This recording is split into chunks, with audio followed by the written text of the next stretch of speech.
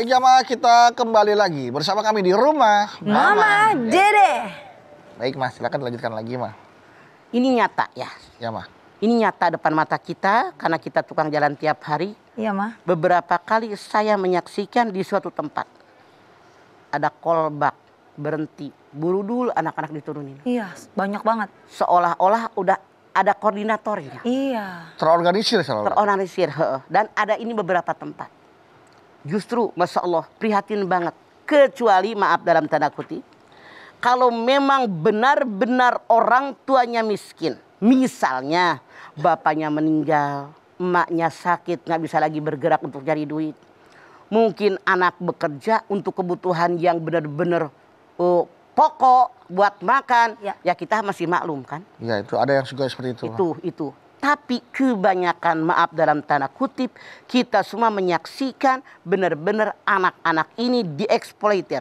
Dimanfaatkan untuk cari duit. Harusnya yang mengorganisir ini berpikir, anak-anak kapan belajarnya? Iya. Kapan bahagianya? Sementara kita zaman kecil dulu lari-larian.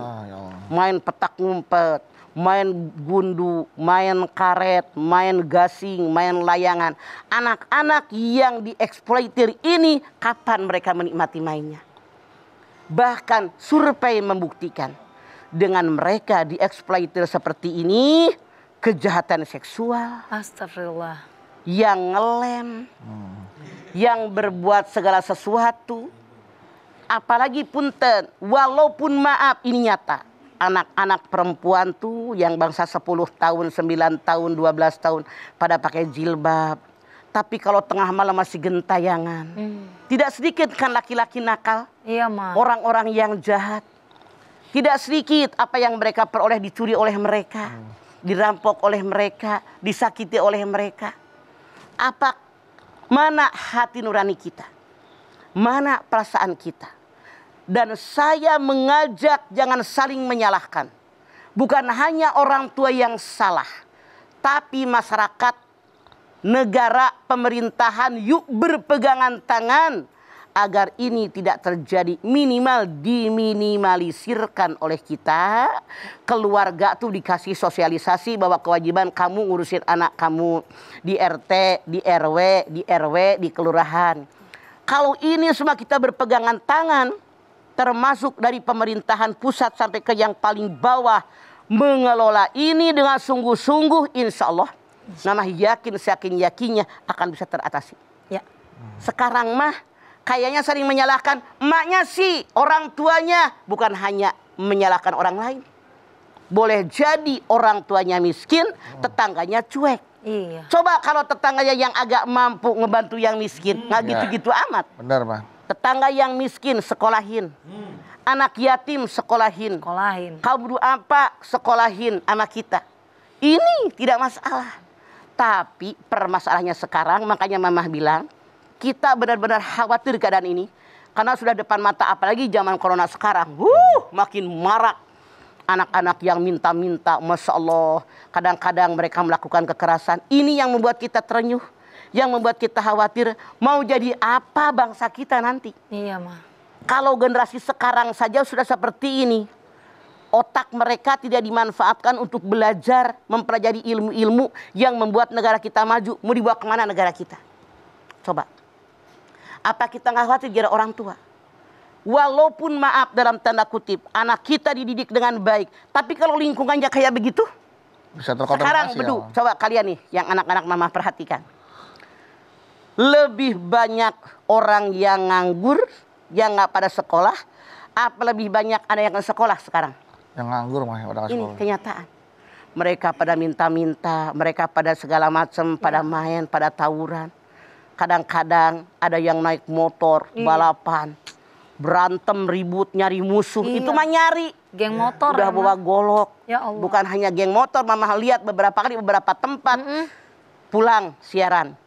Ada alhamdulillah ada polisi berapa puluh motor berboncengan 3 orang nggak pakai helm, ada yang bawa pisau di sini udah ketahuan. Pedang. Masya Allah, mau dibawa kemana negara kita? Iya Ma. Sementara kita ini kan katanya dasarnya Pancasila. Kan yang namanya mayoritas umat Islam, Masa kita tinggal diam? Iya.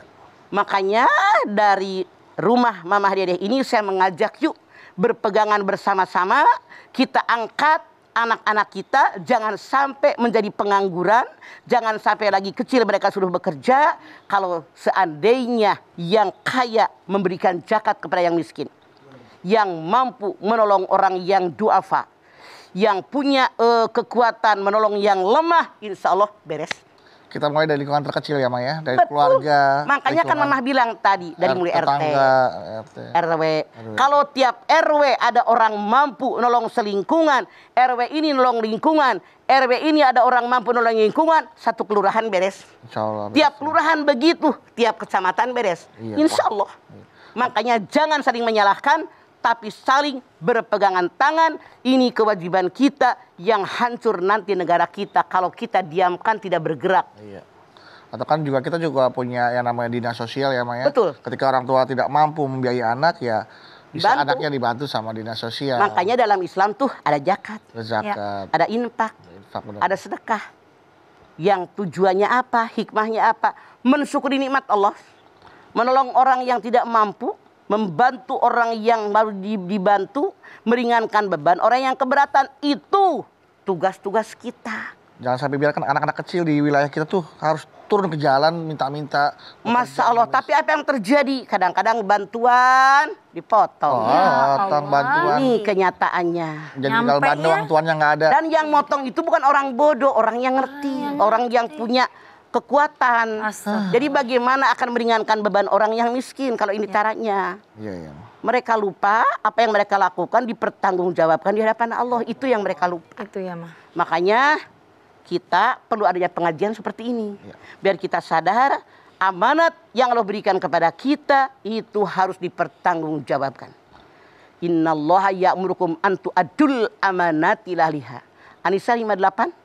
Allah perintahkan kepada kalian menyampaikan amanat kepada yang berhak menerimanya. Masya Allah, Mama sedih banget. Ada anak kecil, barangkali 9 tahun, 10 tahun. Udah bawa pengki. Kerja di rumah orang. Itu yang namanya tanah yang menggunung digaliin sama dia. Ya Allah. Diratain ke sono, ya Allah. Udah ingusan, celananya merosot. Mama nangis dan lihatnya. Pakai karet diikat lagi, Ma. Ya Allah, Robiak, ini nyata beduk. Iya. Dan ini masyarakat kita. Bukan hanya negara kita, ini tetangga kita. Yuk kita berpegangan tangan sesuai kemampuan masing-masing. Di bidang masing-masing kita selamatkan anak-anak kita untuk membangun negara agar kita mendapatkan negara yang baldatun thayyibatun warabun ghafur. Insyaallah amin. Insyaallah amin ya rabbal alamin. Mah, Zara jadi ingat nih, Mah. Jadi waktu itu Zara pernah di lokasi sinetron yang memang kan kalau sinetron itu kan standby dari pagi sampai kadang sampai malam nih, Mah. Ya, Sampai jam 12. Nah, ini kebetulan stripping nih, ada anak kecil umur 5 tahun, 6 tahun. Terus Zara tuh ngeliatnya kasihan gitu karena kan dia harus standby terus di lokasi. Tapi ibunya langsung mengklaim gini ngomongnya, anaknya sih yang suka, dia malah kalau nggak syuting malah nanyain mulu. Jadi ya udah deh, jadi dia nggak sekolah karena dia memang kepengennya syuting mulu. Gimana tuh, Nah, Mah? ini ibunya yang salah. Ibu nyari hidup dari anak. Harusnya kalau dia seorang ibu yang bertanggung jawab, walaupun anaknya tidak jadi pemain sinetron, tidak menjadi artis, tapi anaknya didik dengan sebaik-baiknya dalam agama.